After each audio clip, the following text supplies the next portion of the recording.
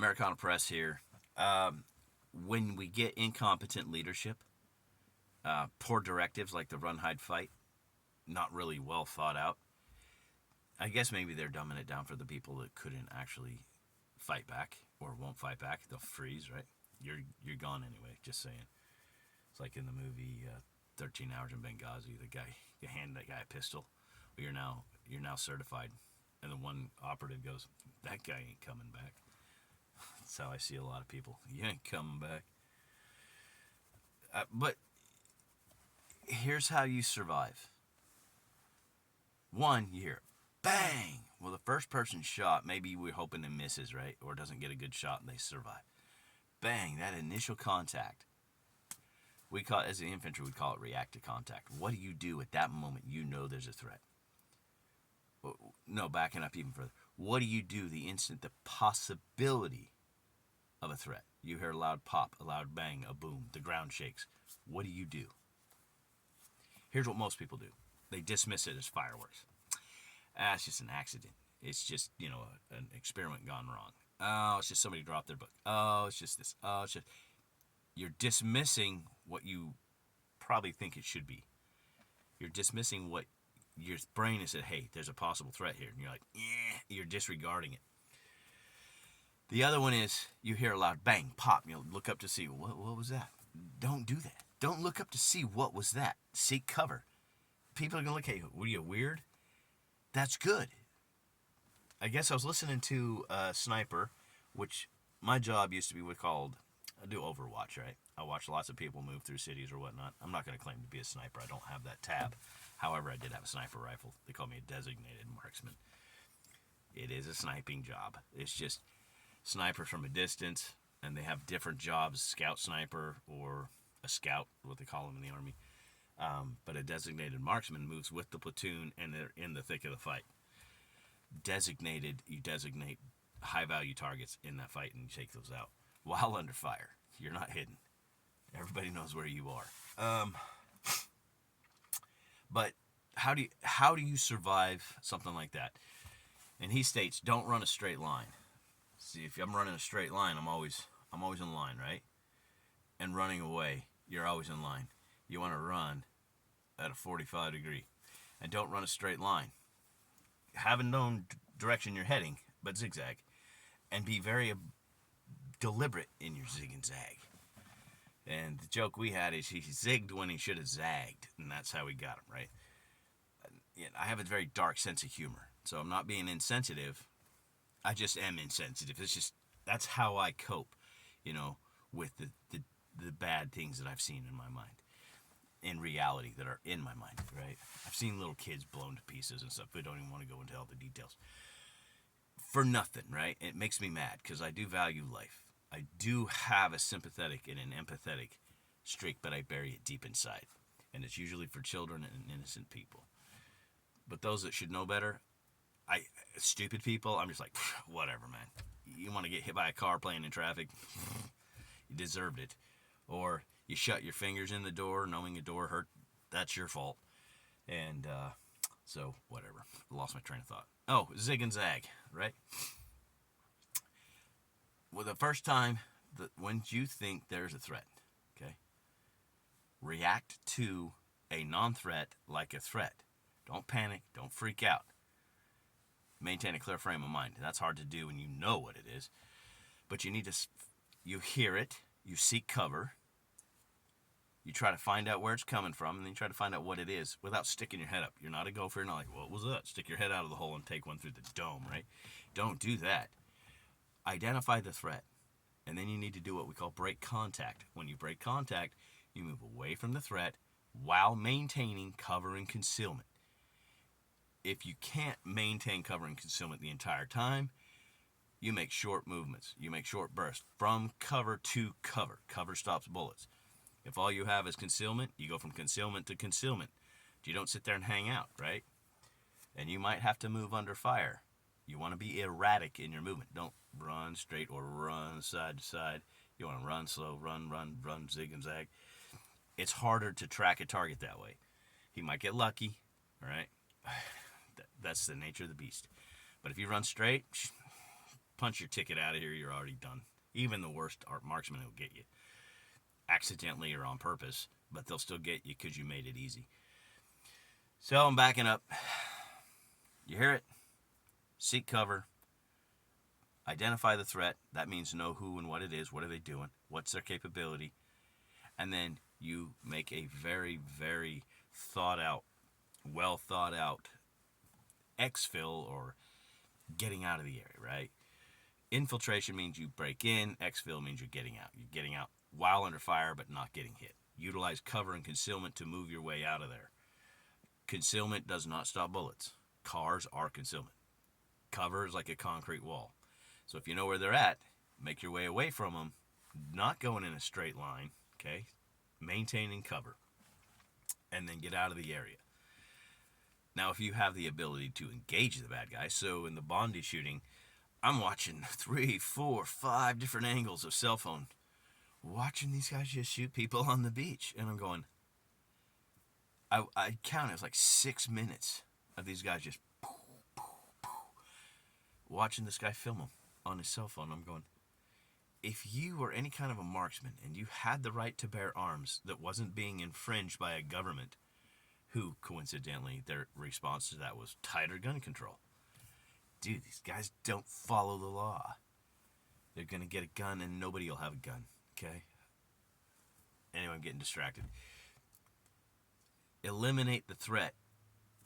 Me personally, at the ranges that I've seen these guys at, the shooting would have been over in seconds. I would have been like, what? Oh, heck no. Blah, blah. I wouldn't have been breaking out my cell phone.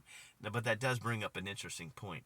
If you can film your actions without putting yourself or others in danger, do it. Because you have a First Amendment and you have to exercise that First Amendment right. Exercise the First Amendment to protect the use of the Second Amendment, right? Now, if you're an idiot and you do stupid things while exercising your Second Amendment, you're going to go to jail. It's good to know the law. So, know the law. Know your rights. Know where you can stand. So, there's 2 things that I want to bring up here. Is you have the right to self-defense, right? But what a lot of people don't realize is you also have the right to defend others. Defend the weak, okay? Protect others from other people doing them harm. I may not be directly engaged, but if I see somebody beating somebody else with a hatchet and I can stop that person from a distance and I don't do it, you have survivor's guilt. If you're any kind of a decent human being, you'll have survivor's guilt. Otherwise, you're like, it wasn't me. It sucks to be him. You know, that kind of a mentality. But I have the ability, right? I have the means. Mens rea. The mental state and the culpability, the ability to do it, right? That would be the element of a crime. But also to stop a crime. You have the mental state and the ability. If you don't have that, don't engage, get out of there. If you have that ability, engage, but know the law before you do it. And that takes prior planning, you know. Imagine how many people would have been saved.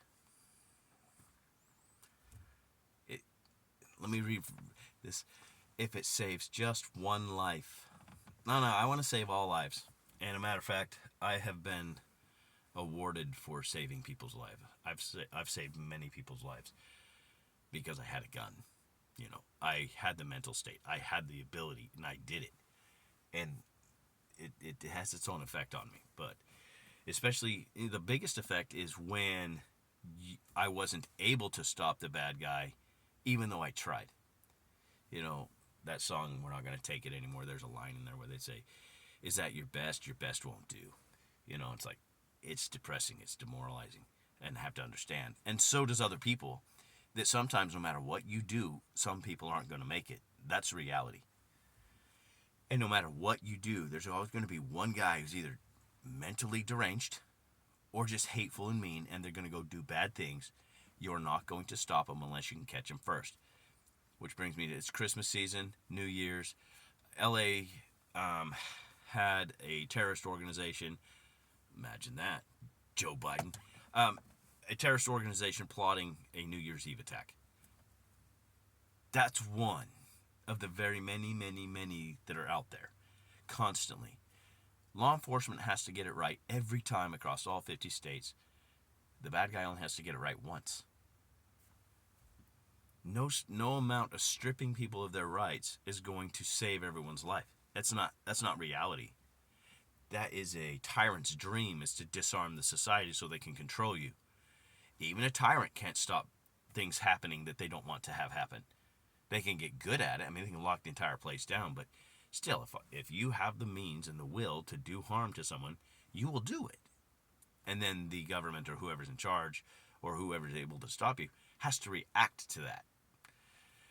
So the reality of safety doesn't exist. Safety is an illusion. You have safety and security. Not if you're at Brown University, you don't. And quite honestly, doesn't matter where you are, you don't. 2 rules. You're born and you die. That's it. How you die? I don't know. That's not up to me. But I can tell you how to not hurry it along, and that's to use your brain. For something, use your brain for academics, but you have to also be street smart, they say, right? Locate the threat. Let's see. React to contact. You locate the threat. You respond appropriately, and then you get the heck out of there. Or engage the threat and take it out. Just like in Bondi Beach. The guy that did run up, he used cover and concealment to approach the enemy, even though he didn't have a weapon. He took the weapon from the bad guy, and he let the bad guy live. Then the cops shot him because he had a weapon, and there was an active shooter going on. If you pick up a gun and the cops are around and you look like a shooter, they're going to drop you. Are you willing to accept that fact? Most people are like, no, I'm going to live. You let other people get shot for your safety. Okay. That's cowardice. Selfishness. But he didn't shoot the guy. That's completely the opposite of what I would have disarmed him, like, goodbye, pow. And then I would have moved to the bridge. I probably would have got shot by the cops, but it's just how I am. Probably not. Got the cops shooting at me. I've been shot at a lot. I know what that's like. I don't lose my marbles until after the fact, and I think back at all the bullets I just dodged, and then realized I was that close to dying. It's like, holy crap! I usually have the adrenaline rush, and then an adrenaline dump, and then my knees buckle under me, and I can't move. But I get my strength back soon enough. But it takes a lot out of me. I hate fireworks. I like the gun range when I have a gun, because I'm in control of it. But that's the other thing. If you don't have a gun, go get one. If you don't know how to use it, learn. Learning to use a gun isn't just put bullets in it, react the action, pow, pow, pow. Ooh, I almost hit the target, and shoot until you hit something. Learn to utilize the sights. Learn to shoot under pressure, and do it in a safe manner. You see the idiots of the day shooting their hat off, shooting themselves through the head, shooting themselves in the leg, looking at a gun like, Some of them are said police on their chest. Yeah, that's not the cop I want saving me. Or security. You're more dangerous than just the bad guy coming in. At least the bad guy may have forgot to load his gun. What you do, well, I can't remember the actions you take in life echo in eternity, right? So do the lack of action when you should have. I went to war to defend, okay? I'm an American fighting in the forces which guard my country and my way of life. I'm willing to give my life in their defense. Every American should be that way. You don't have to be in the military. Our way of life, what is it? I think right now we're trying to redefine that. I think it's a huge mistake. We're a free country, right? Man makes his own decisions. He doesn't offend others. Not by feelings, but I don't try to take your rights or oppress your rights to make myself feel better or assume some right that oppresses your rights, but that's my right, so I can do it. None of that crazy stuff, all right? But the rights of others, my job, like this instinctive thing that I have is where I protect other people. And it's just what I do, But I see these cops in Rhode Island. I bet the majority of them are really good people. But you got some in there that are just, they shouldn't be there. Stupid, or they're scumbags, or they're in it for themselves, for the awards and the little badges they get on and the power. And then when something really bad happens, what the one guy say? I'm tired. Who is this Cuban dude? What's he doing here? Okay, you're here. To take the uniform off, we don't need your type of protection. We want to live. You know? So, anyway, this is a 15-minute video. Most people won't make it to this point. If you made it to this point, give me a thumbs up. Or give me a comment. Say, hey, good job. Or, you're crazy. Yes, I am. But for good reason. Anyway, and it's a good crazy. It's a fun crazy. This is Americana Press. I'm really thinking about going and just, I don't know. I can't be to all these crisis sites. Is it weird that I want to be under fire with a camera telling the truth and like, yeah, here we are. Bullets flying everywhere. And you get this grin on my face. It's insane laughter. You know, been there. Ooh, that's spooky. But it would tell you the truth, right? Yeah. How you feeling, student? As bullets are ripping through the air and be like, don't you think we probably should try to leave the building? It's not that I think it's funny. It's that I've been under those situations. I was in a vehicle that took an RPG overhead, just missed. It's like, boom, right? And I'm like, he missed. I was grateful he missed. But instead of going, ah! Right? I laughed it off. Ha ha ha. Hilarious. Years later, I'm like waking up. Ooh, he just missed me. And I'm like, oh, I'm home. Thank goodness. And then I think about me going, ha ha ha ha. He missed me. I'm still here. Guess who isn't still here? That guy. I'm a better marksman than he is. Got to do a better job. I'm glad you didn't, though, because I'm still here. Anyway, this is Americana Press, signing out.